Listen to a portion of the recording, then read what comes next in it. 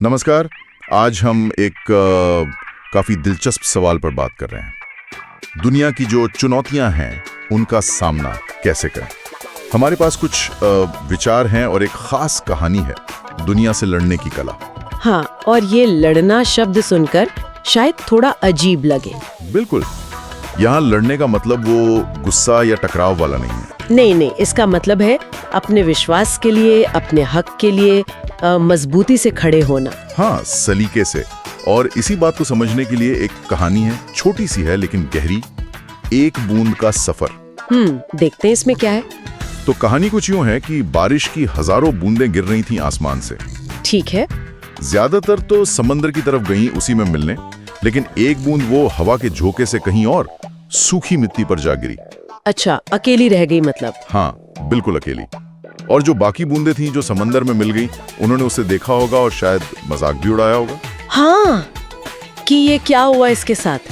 हाँ कि अरे ये तो बेकार हो गई, अकेली पड़ गई मिट्टी में, समंदर की विशालता तक तो पहुंच ही नहीं पाई। लेकिन कहानी यहाँ खत्म नहीं होती होगी। नहीं, बिल्कुल नहीं। वो अकेली बूंद निराश नहीं हुई। उसने जैसे खुद से कहा, मैं बेकार कैसे हो सकती हूँ। अच्छा। मुझ में जीवन है, मैं सूखी मिट्टी को सींचूंगी।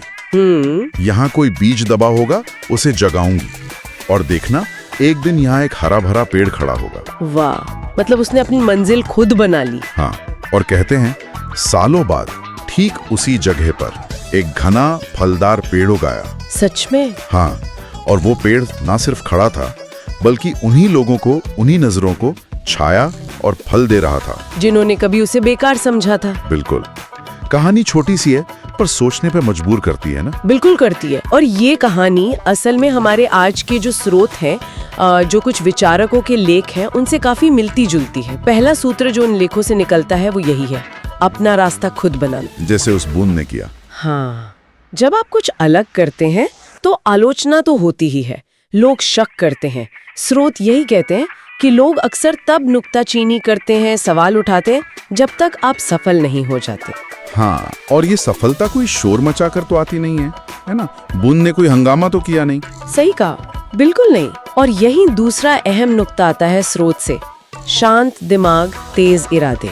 शांत दिमाग तेज इरादे मतलब ये कि दुनिया से लड़ने का तरीका गुस्सा या टकराव नहीं है। असली ताकत, जैसा स्रोत बताते हैं, वो है समझदारी में, धैर्य में और लगातार अपने लक्ष्य की तरफ बढ़ते रहने में। चिल्लाने या हर बात पे प्रतिक्रिया देने से क्या होता है, ऊर्जा बर्बाद होती है। सही बात है। शांत रहकर अपने काम पर फोकस करना वो लंबे समय में ज्यादा असरदार होता है। ये एक तरह की, आप कह सकती हैं, मानसिक मजबूती है। ये तो बहुत दिलचस्प बात है। ताकत दिखाने में नहीं, अंदरूनी मजबूती में है। पर इसका मतलब ये तो नहीं कि अगर कुछ गलत हो रहा हो तो चुपचाप सह ले। नहीं, बिल्कुल नहीं। क्योंकि बूंद ने भी तो अपना पक्ष रखा था, भले ही खुद से। हाँ, और यही तीसरा पॉइंट आता है। ठीक। स्रोत बिल्कुल साफ कहते हैं कि अपने हक के लिए या जो सही है उसके लिए खड़ा होना बहुत जरूरी है। चाहे वो घर में हो, ऑफिस में हो, कहीं भी। चुप रहना, खासकर जब कुछ गलत हो रहा हो, वो एक तरह से उस गलत को बढ़ावा देना है। हाँ, बढ़ावा देना है। लेकिन स्रोत ये भी कहते हैं कि आवाज उठाने का भी एक तरीका होता है। अच्छा, कैसे? सम्मान के साथ, सोच समझकर, बिना आपा खोए मुद्दा अपनी बात सही ढंग से रखना है, झगड़ा करना नहीं। समझ गया। तो विरोध भी सलीके से, और फिर आलोचना का जवाब कैसे दे? जैसे उस पेड़ ने, उसने तो कुछ कहा नहीं, वो बस खड़ा रहा, फल देता रहा। और वही तो सबसे शक्तिशाली जवाब है। अच्छा। चौथा सूत्र स्रोत से यही है, सफलता से जवाब देना। शब्दों से बहस करने के बजाय अपने काम से, अपनी कामयाबी से उससे आलोचकों को चुप करा देना। जैसे उस पेड़ ने अपने होने से, अपनी उपयोगिता से हर सवाल का जवाब दे दिया। सही। स्रोत कहते हैं कि आपकी सफलता ही आपकी सबसे बड़ी वकील है, वो बिना कुछ कहे ही सब कह देती है। ये बात तो बिल्कुल सही है, कामयाबी सबसे बड़ा जवाब। अच्छा, एक आखिरी बात भी थी स्रोत में, जो मुझे लगता है इन सबका सार है। हाँ, और वो शायद सबसे गहरी बात है। स्रोत का कहना है, दुनिया से लड़ने की तैयारी करने से पहले अपने अंदर की कमजोरियों से जीतना सीखो। अपने अंदर की कमजोरियों से? हाँ, मतलब बाहरी चुनौतियों का सामना हम कितना कर पाते हैं, ये बहुत हद तक इस पर निर्भर करता है कि हम अपने अंदर के डर पर, अपने आलस पर, अपनी जो हिचकिचाहट है उस पर कितना काबू पा सकते हैं। आत्मानुशासन, आत्म जागरूकता, इनके बिना बाहरी लड़ाई अक्सर खोखली रह जाती है। तो अगर हम पूरी बात को समेटें तो दुनिया का सामना करने की कला वो बाहरी दिखावे या गुस्से में नहीं है, नहीं, हिम्मत में है और आखिरकार अपनी सफलता से जवाब देने में है। बिल्कुल, उस अकेली बूंद की तरह जो मिट्टी में गिरी पर एक विशाल पेड़ बन गई। बिल्कुल।